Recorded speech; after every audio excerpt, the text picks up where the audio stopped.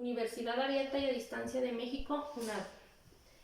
Asignatura Historia Clínica y Técnica de Exploración Física. Nombre de la alumna Vania Lisbeth Hernández Retana. A continuación les hablaré sobre la importancia del protocolo en la atención prehospitalaria, la cual es muy importante porque se necesita una correcta analítica y protocolaria atención prehospitalaria, pues de ella dependerá la atención proporcionada para nuestros pacientes. Se debe brindar el servicio médico mediante diferentes protocolos, los cuales nos permiten obtener información importante sobre la situación a tratar.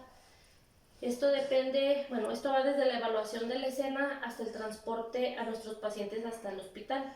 Es necesario realizar la evaluación primaria, la evaluación secundaria y la reevaluación para así poder proporcionar una asistencia médica, la cual culmina cuando el paciente ingresa al hospital y en este caso, que así lo amerite, ¿verdad? Muchos de nuestros casos pues sí lo ameritan. Es importante realizar la toma de signos vitales y la exploración física adecuadamente y de manera correcta. Enseguida les hablaré sobre las fases o etapas del protocolo prehospitalario. Estas son 5 fases o 5 etapas. La primera es el aislamiento de sustancias corporales y precauciones estándar. Seguimos con la seguridad de la escena y luego con los mecanismos de lesión y o naturaleza de la enfermedad y luego los recursos adicionales y por último el número de pacientes. A continuación les voy a explicar de qué trata cada uno de forma... A continuación les hablaré sobre el TRASH, que este es un proceso de evaluación médica, el cual consta de 5 niveles. El primer nivel es prioridad o prioritario. ¿Qué quiere decir esto? Que es de atención inmediata y sin demora. O sea, no podemos tardarnos para brindar atención médica. El nivel 2, el cual es de prioridad en situación muy urgente, que sí requieren asistencia médica, pero sí pueden demorarse algunos 10 minutos. El nivel 4, que es urgente pero estable, que es de potencial de riesgo vital. El nivel 4, que es una urgencia menor sin riesgo vital. Este puede ser alguna caída en el que no tenga lesiones de consideración o contusiones. Y el nivel 5, el cual no es una urgencia, pues es de poca complejidad la patología. A continuación les hablaré sobre evaluación primaria o inicial. La evaluación primaria es la pronta detección de lesiones que permiten que ponen en riesgo la vida del paciente. Consiste en recordar datos consistentes sobre el paciente. Esta debe ser sistemática y precisa. A continuación hablaré sobre algunas mnemotecnias que nos pueden ayudar a conseguir o a recabar esta información. La primera, que es CABDE, la cual es una herramienta muy útil para la valoración inicial del paciente en situación de emergencias. ¿Qué quiere decir esto? Que nos permite conocer el estado de conciencia de nuestro paciente y algún tipo de lesión, pues a lo mejor neurológica que pudiera tener. La C, que es palidez, A, que es deterioro neurológico, la B, que es dificultad respiratoria, la D, que es diaforesis, la E, que es dolor torácico. Luego tenemos otra mnemotecnia que se llama, que es XABCDE, la cual X es control de hemorragias exsanguinantes, la A, que es vía aérea permeable, la B, que es ventilación y oxigenación, la C, que es circulación y perfusión, la D, que es déficit neurológico y la E, que es exposición y control de hipotermia. ¿Qué quiere decir esto? Que en las dos mnemotecnias, si nos damos cuenta, es necesario tener en cuenta el déficit neurológico de nuestro paciente. ¿Por qué? Porque en dado caso de que fuera por trauma, debería de ser trasladado inmediatamente a un hospital para recibir atención médica, ya que su vida correría peligro.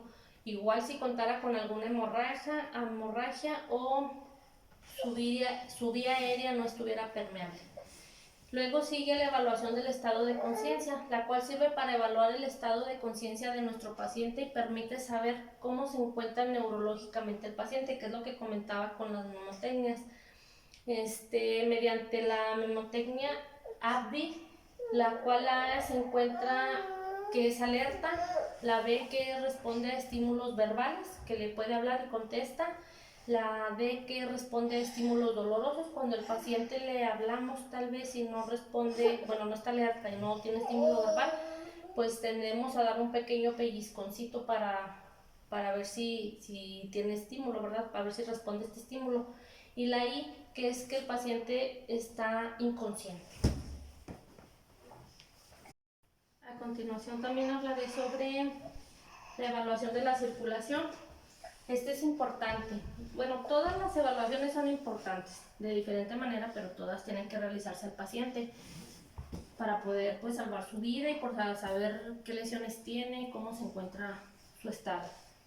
La evaluación de la circulación nos permite determinar de forma inmediata si el paciente se encuentra en paro cardiorrespiratorio. ¿Qué quiere decir esto? Que nuestro paciente se encuentre delicado y por eso esté en riesgo su vida. Los elementos que debemos de revisar son características de la piel, la coloración de la piel, debemos ver la temperatura y la humedad de su piel, ¿verdad? El pulso y el llenado capilar son tres elementos importantes que se deben de revisar en la evaluación de la circulación. Y luego la evaluación de la vía aérea, como ya lo habíamos comentado, esta tiene que estar permeable.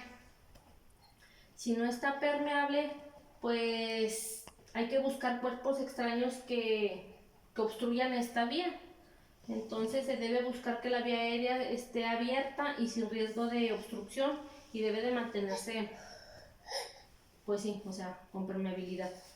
La evaluación de la respiración, que en esta evaluación se debe evaluar la calidad y cantidad de la respiración. No quiere decir que porque tengamos una vía aérea permeable, nuestro paciente esté teniendo una respiración adecuada. Entonces, esto lo vamos a ver con una mnemotecnia que se puede decir ves o voz, la cual V es ver, la E es escuchar y la S es sentir.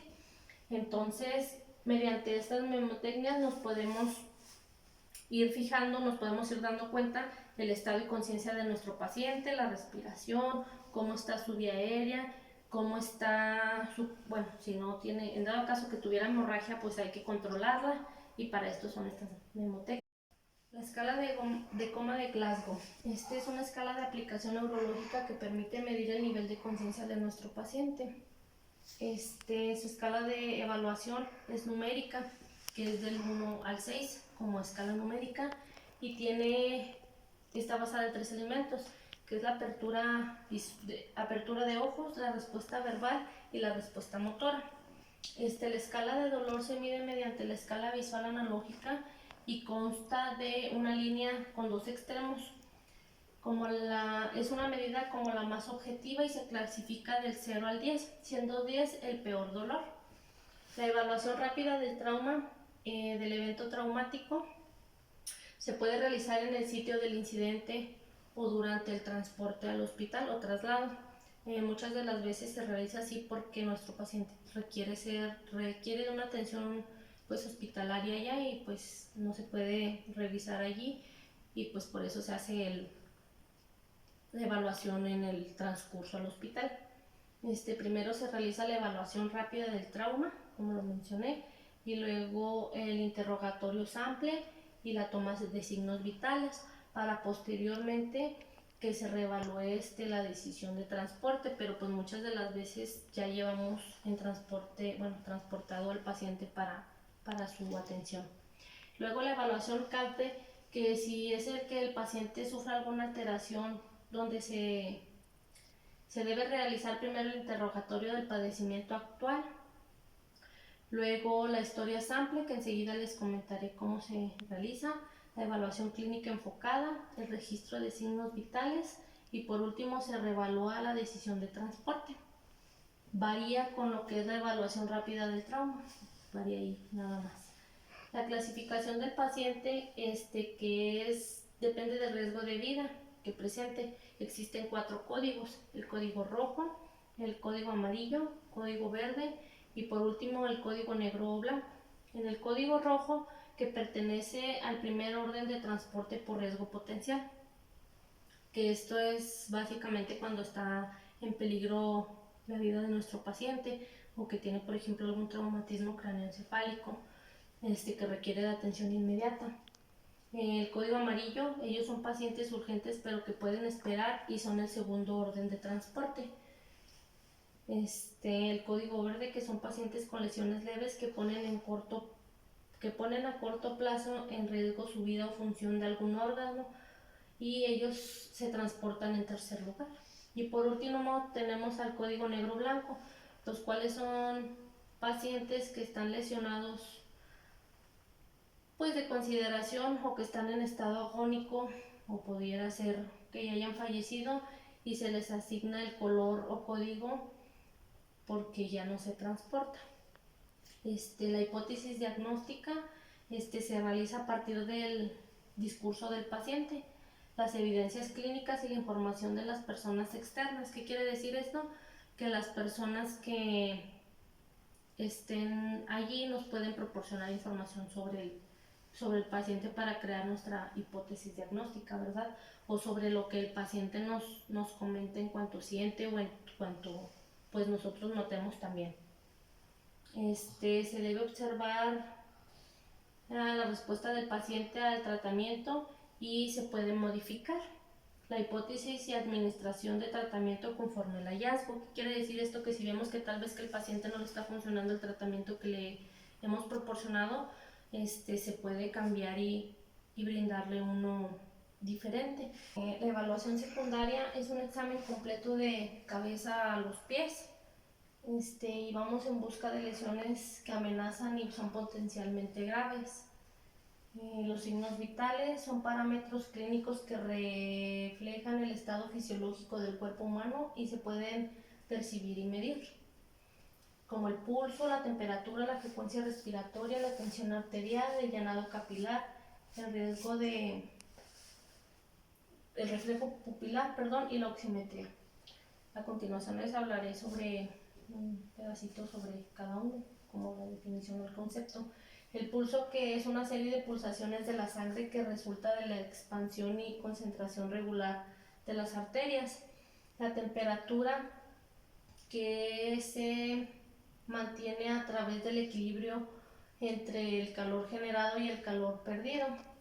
La frecuencia respiratoria, que es el número de veces que una persona respira por minuto. La tensión arterial, que es el resultado de la fuerza ejercida en el corazón mientras bombea sangre y los vasos sanguíneos. El llenado capilar, que es el tiempo que tardan los capilares en volver a llenarse de sangre después de haber sido comprimidos, por ejemplo así. El reflejo pupilar, que es la concentración de la pupila en respuesta a la estimulación de la retina. Y la oximetría, que es por último, es una manera de medir cuánto oxígeno contiene la sangre. El nivel normal de la oximetría oscila entre 95 y 97%. La exploración física, que es una forma de contacto físico con el paciente. Son 4: inspección, palpación, percusión y auscultación. La inspección consta de observar el cuerpo con mecanismo de barrido visual sobre nuestro paciente. Luego sigue la palpación, que es sentir el cuerpo con las manos y los dedos, y con ello se manipulan las estructuras anatómicas para encontrar deformidades o algo que no sea normal.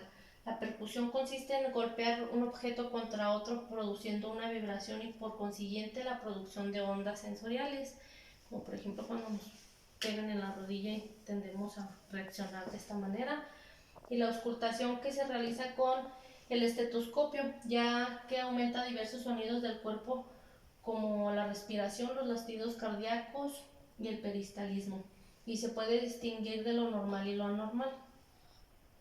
Es para encontrarnos más que nada pues alguna afección que esté por dentro y solamente de manera auditiva poder encontrarlo, ¿verdad?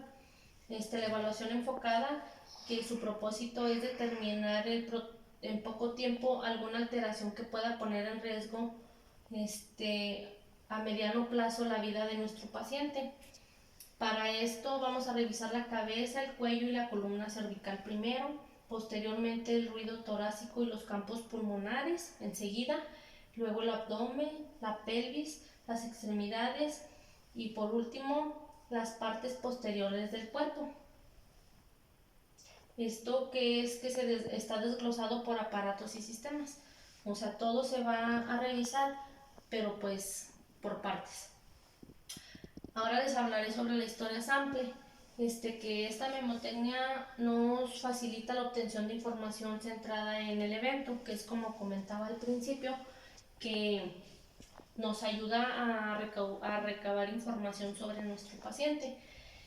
Y en la historia sample, por ejemplo, vamos un poquito más allá sobre el entorno también del accidente o de la situación que se haya presentado.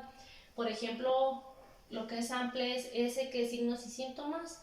A es de alergias a medicamentos, alimentos y sustancias. La M, que es medicamentos, o sea que si estaba tomando o por ejemplo era diabético y pues para saber que tiene a lo mejor una enfermedad crónica. La P, que es personal, que es la patología a personas previas al evento. La L, que es de lunch o es hora y cantidad del último alimento, es importante esto, preguntar. Y la E, que es de eventos, como si se preguntara, o sea, qué pudo provocar esa situación. La historia sample se realiza durante la evaluación secundaria, no debemos dejar pasar eso.